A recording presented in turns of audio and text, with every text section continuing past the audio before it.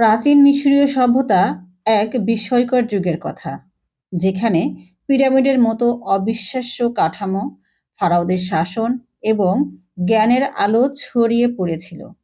আজ আমরা ভ্রমণ করব প্রায় ৫,০০০ বছর আগে, যেখানে সভ্যতার সূচনা হয়েছিল মিশরের বুকে।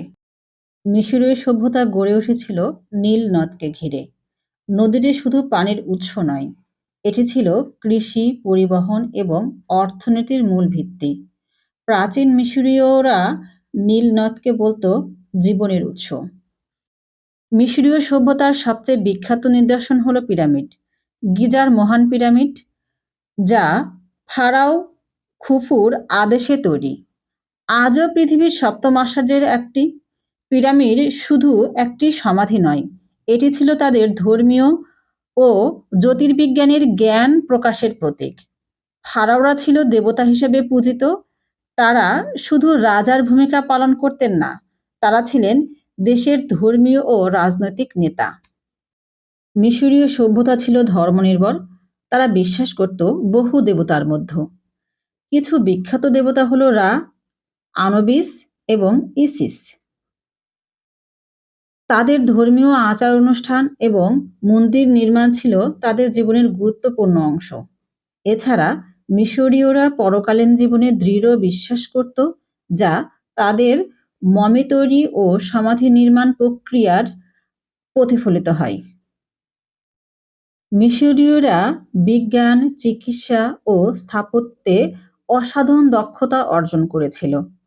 তারা প্রথম প্যাপিরাস ব্যবহার করে লিখন শিল্পের সূচনা করেছিল।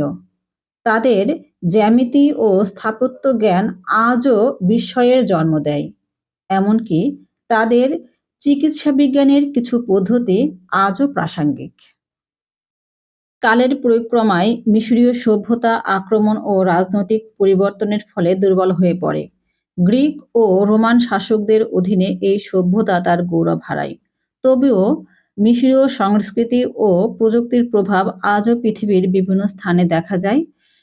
পিরামিড, হায়ারোগ্লিফিক লিপি এবং মমি সংরক্ষণ প্রাচীন মিশরের শক্তি ও কৌশল সাক্ষ্য বহন করে। মিশরীয় সভ্যতা আমাদের শিখিয়েছে যে মানবজাতির ইতিহাসে কিভাবে জ্ঞান, বিশ্বাস এবং স্থাপত্যের মেলবন্ধন ঘটেছিল। এই সভ্যতার গল্প এক অসাধারণ ঐতিহ্য এবং চিরন্তন প্রেরণার উৎস। ধন্যবাদ আমাদের সাথে এই ঐতিহাসিক ভ্রমণে যোগ